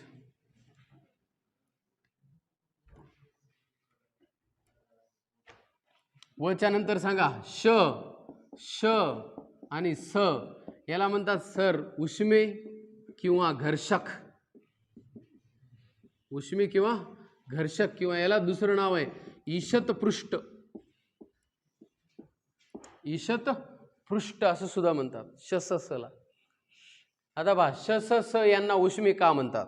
तर जेव्हा आपण श चा उच्चार करतो श श स, तेव्हा मुखातून जी बी हवा किंवा उसासा बाहेर यायला हवा ती दाताला ताडल्या जाते.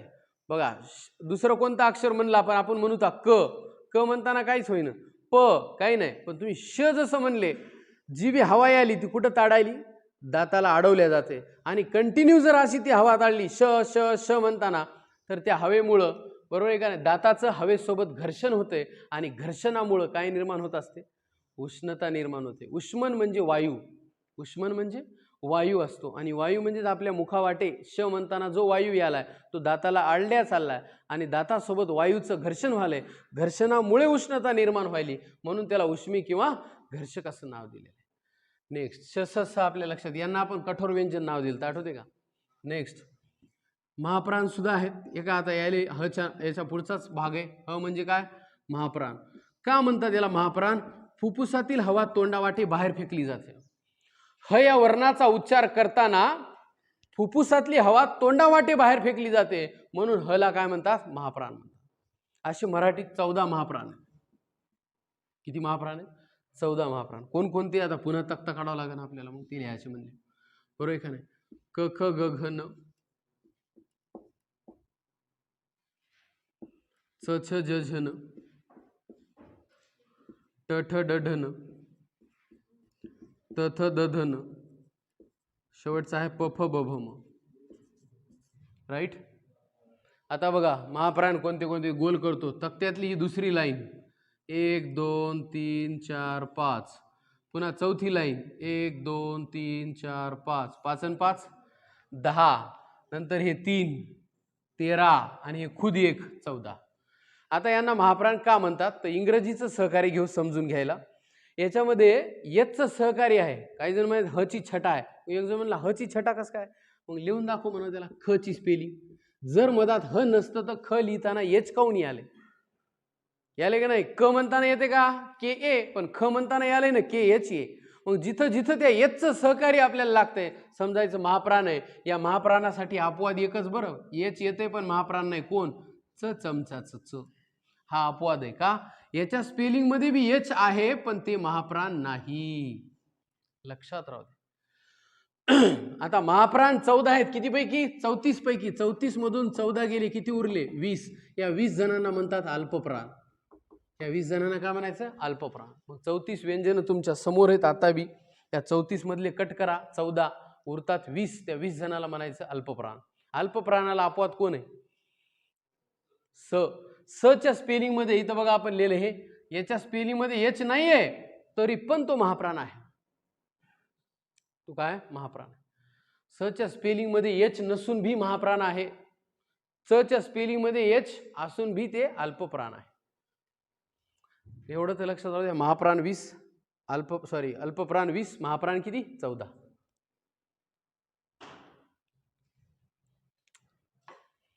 नेक्स्ट ळ. ळला म्हणतात स्वतंत्र वर्ण. आता ळ जो हे ळ 34 व्यंजन इथं तुमचे कंप्लीट होतात. ळ फक्त इतर कोणत्याही भाषेत वापरला जात नाही, तो फक्त मराठीतच वापरला जातो, म्हणून त्याला स्वतंत्र म्हणतात. र हा वैदिक वाङ्मयातून म्हणजेच द्रविडी भाषेच्या संपर्कातून मराठीत आलेला आहे. कोणत्या? द्रविडी भाषेच्या संपर्कातून मराठीमध्ये आलेला आहे. आता ळ दुसऱ्या कोणत्या भाषेत नाही. हिंदीमध्ये ळला स्थान आहे का? म्हणा परली. हिंदीमध्ये परळी होतच नाही, परली. इंग्लिशमध्ये भी परली. ळ साठी काय? ल साठी याला आहे ना. ळ साठी काय? याला आहे. म्हणजे त्याला स्वतंत्र असा मान दुसऱ्या भाषेत नाही. पण मराठीमध्ये हिंदीमध्ये बाळासाहेब आणि बालासाहेब एकच होते, पण मराठीत बालासाहेब वेगळं आहे आणि बाळासाहेब वेगळं आहे.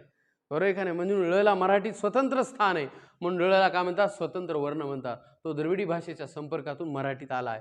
इथं आपले 34 व्यंजन कंप्लीट होतात. त्याच्या बाद एक श आणि ज्ञ. याला काय नाव द्यायचं? तर क्ष आणि ज्ञ याला नाव द्यायचं संयुक्त व्यंजन. क्ष व ज्ञ यांना वर्णमालेत आता सध्या स्थान दिलंय सबनीस नावाच्या व्यक्तीने किंवा व्याकरणकाराने. क्षची फोड होते क आधी क्ष आणि ज्ञचीच फोड होते द न य. ज्ञानेश्वर.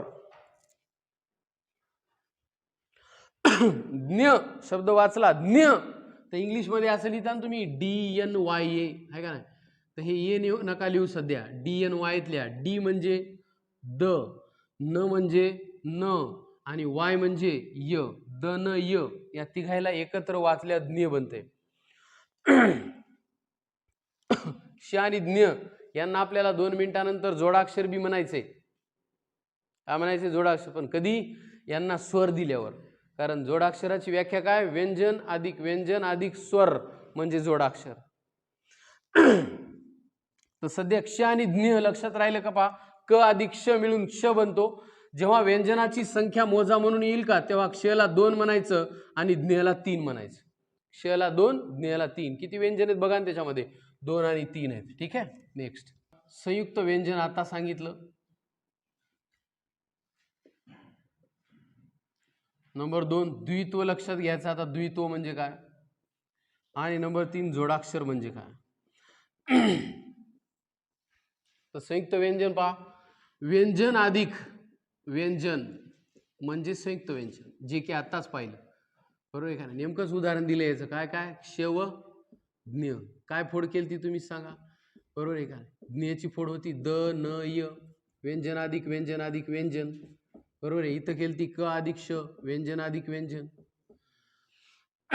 आता द्वित्व म्हणजे काय, तर व्यंजन अधिक तेच व्यंजन, व्यंजन अधिक तेच व्यंजन म्हणजे द्वित्व, व्यंजन अधिक तेच व्यंजन म्हणजे द्वित्व. उदाहरणार्थ प अधिक प बरोबर प, बरोबर आहे. क अधिक क करून दाखवा, क अधिक क ची बेरीज, तर असं होते पक्क, असं लिहितात किंवा काही जण उभं लिहितात, उभं असं.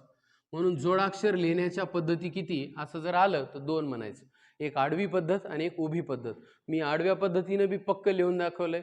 ताईबाई अक्का, अक्का कसं लिहिता पहा तुम्ही, क ला का जोडता अक्का, विचार करा पक्का, बरोबर आहे. पक्का लिहिलं पक्का, तर आडवी पद्धत. काही जण एका खाली एक लिहितात, मी तुला का नाही पक्क सांगतो, पक्क खाली, बरोबर आहे. तर आडवी पद्धत याला म्हणायचं आणि याला उभी पद्धत म्हणायचं, जोडाक्षर लिहिण्यात 2. तर व्यंजन अधिक तेच व्यंजन जर आलं, त मध्ये त आलं, तर सत्ता बनताना त मध्ये त मिक्स झाले, सत्ता, पत्ता, बरोबर आहे का नाही, दत्ता, त मध्ये त मिक्स आहे, तर त्याला म्हणतात द्वित्व. द्वित्व म्हणजे व्यंजन अधिक तेच व्यंजन. आता जोडाक्षर, व्यंजन अधिक स्वर म्हणजे जोडाक्षर. पहा, या दोघांपेक्षा वेगळं काय इथं, वरच्या दोघायला बी तुम्ही जर हा स्वर दिला तर ते दोघं बी जोडाक्षर आहेत, बरोबर आहे का नाही. म्हणून जोडाक्षर कोण आहे बघा आता, क्ष, ज्ञ, त्र आणि स्र हे जोडाक्षर आहे. कारण क अधिक श अधिक अ, बघा, व्यंजन अधिक स्वर. द न य अधिक अ जोडाक्षर आहे. त अधिक र अधिक अ जोडाक्षर आहे. स्र स अधिक र अधिक अ. काही जण असं करू शकतात, काही जण या स लाच इथं श बी लिहू शकतात, बरं का. कारण श्री काही जण असे लिहितात, श्री काही जण असे लिहितात. म्हणून जे वर लिहितं या सारा आहे ते स अधिक र अधिक ई म्हणते, आणि जे श्री लिहिते ते शामर्गाचं श लिहिते. लिहितो ना आपण श्रीची स्पेलिंग, काही जण असे लिहितात 2 पद्धती. तर काही जणांना वाटते जोडाक्षर म्हणजे असं जोडून येते का, तेवढंच जोडाक्षर असते, नाही, बरोबर आहे का नाही. तला त जोड, हे तर जोडाक्षर आहेच आहे, विषय नाही त्याचा, पण ह्यांना भी जोड म्हणायचे जोडाक्षर. कारण तुम्हाला असे शब्द दिले जातात 12, आणि तुम्हाला म्हणतात इतक्या या 12 शब्द उदाहरणं देते. नंबर 1 ला ऐका ना, क्षमा, दुसरं देते ज्ञानेश्वर, तिसरं धृतराष्ट्र, चौथं राष्ट्रपती, 5वं लक्ष्मीनारायण. आणि एवढ्या शब्दामध्ये जोडाक्षरांची संख्या किती येते सांगा. मग आपल्याला जोडाक्षर ओळखायला होते, बरं का नाही. तर तुम्हाला कळलं पाहिजे त्यावेळेस क्षला जोडाक्षर म्हणायचे, ज्ञला जोडाक्षर म्हणायचे, त्रला बी जोडाक्षर म्हणायचे, आणि स्रला बी जोडाक्षर म्हणायचे. आणि जे जोडून आले महाबळेश्वर मधलं हे श्वर असेल तर नाही, हे तर आहेच की जोडाक्षर, हे कोण नाही म्हणाय. तला त बी जोडून आले, हे तर आहे जोडाक्षर. लक्षात फक्त एवढं ठेवायचं, ते हलंत लिहिलेलं नसावं. हे क्ष जर आलं याला असं लिहिलेलं असेल तर हे जोडाक्षर नाही, याला म्हणतात संयुक्त व्यंजन. कारण याच्यात काय नाही, स्वर नाही. आणि जोडाक्षराची व्याख्या काय सांगितली, व्यंजन अधिक स्वर म्हणजे जोडाक्षर. ठीक आहे सर. तर आता आपण व्यंजनाची संख्या मोजू शकतो आणि जोडाक्षराची संख्या मोजू शकतो. व्याख्या लिहिली, व्यंजन अधिक स्वर म्हणजे जोडाक्षर, व्यंजन अधिक तेच व्यंजन म्हणजे द्वित्व, आणि व्यंजन अधिक व्यंजन याचा अर्थ संयुक्त व्यंजन. ते तर ओळखू येणारच आहे आपल्याला. ठीक आहे. नेक्स्ट इथं पाहू. आता आपण समजा मी काही शब्द लिहिले, धृतराष्ट्र, कृष्णाष्टमी,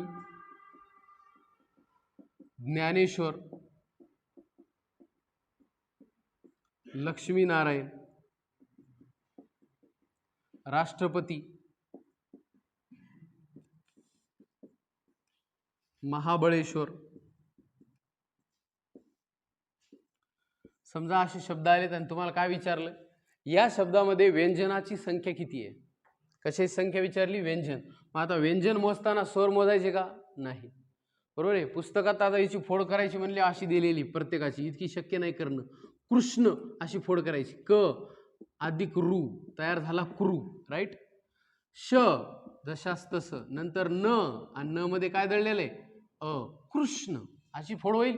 आता व्यंजनाला गायब करा, स्वराला, सॉरी रू आणि अ काय स्वर आहे, गायब झाला. मग राहिले किती 1 2 3, म्हणजे कृष्ण मध्ये किती व्यंजन आहे 3. मग ते तर असे बी दिसू लागले मला. हे काय, हे क 1 आहे, हे श 2 आहे आणि न 3 आहे. ते रू पकडू नका, हे रू नाही आहे, बरोबर आहे. र लिहिण्याच्या पद्धतीमधलं उदाहरण जर आलं तर त्याला पकडायचंय. उदाहरणात इथं लिहितो सूर्यनारायण. सांगा सूर्यनारायण मधल्या सूर्यला पकडायचं का नाही. आता चला व्यंजन ओळखूत आपण. चला धृतराष्ट्र 1 2 3 4 5 आणि हा र 6. किती झाले सांगा 6. कोण सांगते याच्यातलं काय सोडून दिलं. या ध्रुव मधला रू सोडून दिला. काऊन विचारा, कारण हे र नाहीये, हे काय ऋषीचं रू आहे कृष्ण मध्ये आल्यावर. कारण र लिहिण्याच्या पद्धतीमध्ये मी असं एक बी लिहून दिलं नाही तुम्हाला, बरोबर. र लिहिण्याच्या पद्धतीमध्ये वेगळंच होतं. प्र, सूर्य, कुऱ्हाड, बरोबर, आणि राष्ट्र असे होते. याला पकडायचं मत, कारण हे र आहे आणि र हे व्यंजन आहे. नेक्स्ट कृष्णाष्टमी बघा पुन्हा. म 2 3 4 5 6. किती भरले इथं बी 6. पुन्हा कुर बदला रू सोडून दिला. इथं मोजा ज्ञानेश्वरचे ज्ञेचे 3, द न य 3, हे 4 5 6 7. किती व्यंजन आहेत 7. लक्ष्मीनारायण 1 2 3 4 5 6 आणि क्षयची किती 2, 6 2 8. राष्ट्रपती 1 2 3 4 5 आणि हा र 1 6. महाबळेश्वर 1 2 3 4 5 6 7. इथं तर काहीच नव्हतं ताण देण्यासारखं, कोणाला 2 मोजायचं नाही काय.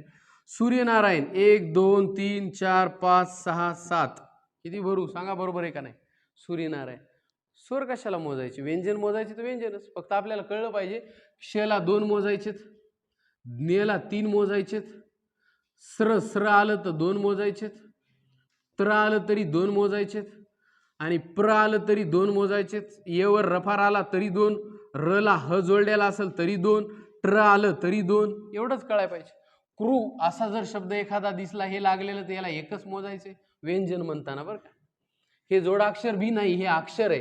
कारण व्यंजन अधिक इथं काय माहिती आहे का, स्वर. व्यंजन अधिक स्वर म्हणजे अक्षर, आणि व्यंजन अधिक स्वर म्हणजे जोडाक्षर.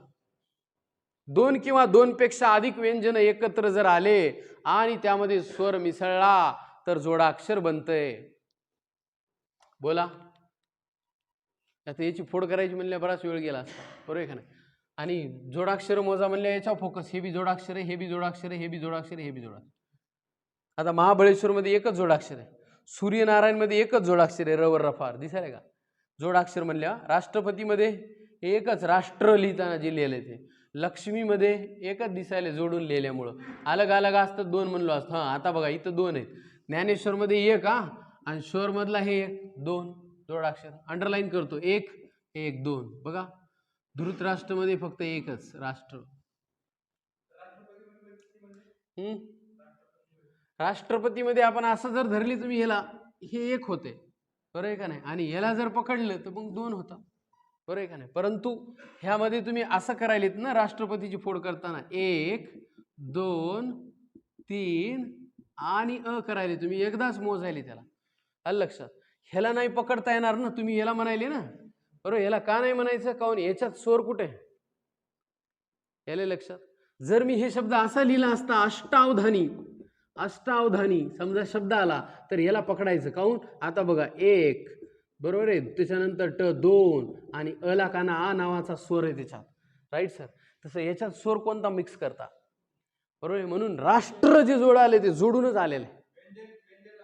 यस, व्याख्या लिहून दिली होती. व्यंजन व्यंजन आणि स्वर म्हणजे जोडा. मग व्यंजन 2 नाही 3 आली तरी अडचण नाही, पण व्यंजन व्यंजन आणि स्वर पाहिजे तरच काय असते ते जोडाक्षर. नाही तर व्यंजन व्यंजनाचे किती बी आले तर ते नुसतं संयुक्त व्यंजन असते.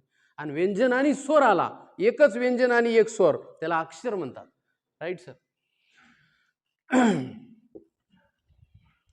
व्यंजनाची संख्या मोजा. पहिल्यांदाच सांगितलं होतं मूलध्वनी कसे मोजायचे, त्याच्यात तर काही ताणच नाही. कारण मूलध्वनी मोजताना काय काय मोजायचं, स्वर बी मोजायचे आणि व्यंजन बी मोजायचे. त्याच्यात सगळं काहाला सोडून द्यायचं नाही, त्याला काय म्हणतात मूलध्वनी म्हणतात. काहाला सोडून द्यायचं नाही. म्हणजे आता ते महाबळेश्वरमध्ये तुम्ही डायरेक्ट बेरीज करायचं काम होतं, पण महाबळेश्वर म्हणजे आपल्याला विचारलं असतं मूलध्वनी किती आहेत तर जास्त आले असते ना. महाबळेश्वर याच्यात काय विचारले, मूलध्वनी. तर बे 1 बे, बे 2 4, बे 3 6, बे 4 8, बेपंच 10, बेसकम 12 आणि 13 आले असते. कोण सांगते बरोबर का चूक? करेक्ट का नाही? कारण याला 2, याला 2, याला 2, याला 2, याला 2 आणि याला 3. बघा बरोबर आहे का? श, व आणि अ. मूलध्वनी मोजताना स्वर बी मोजायलो मी, म्हणून याला 2 2 म्हणायलो. मला 1 म्हणू का 2? 2 का? कारण म अधिक अ आहे. बरोबर आहे. हा मध्ये ह अधिक आ आहे. असं तुम्ही लिहून दाखवलं नाही म्हणून काय झालं, परंतु याच्यात 2 आहेत, आपल्याला लक्षात यायला पाहिजे. म्हणून मूलध्वनी मोजताना स्वर आले, स्वरादी आले, व्यंजन आले, सगळे मोजा, त्याला मूलध्वनी म्हणा. व्यंजन म्हणले व्यंजनच मोजा, स्वर नका मोजू. जोडाक्षर म्हणले जोडाक्षरच मोजा. आलं लक्षात? असं जोडाक्षर येऊ शकते, मूलध्वनी येऊ शकते, नाही तर व्यंजनाची संख्या मोजा, असा एक टॉपिक आपल्याला येऊ शकतो. काय अडचण? इथं आपला पहिला चॅप्टर संपतो. त्याचं नाव आहे वर्णमाला. पहिली भाषा आणि दुसरा पाहिला वर्ण. आता सुरुवात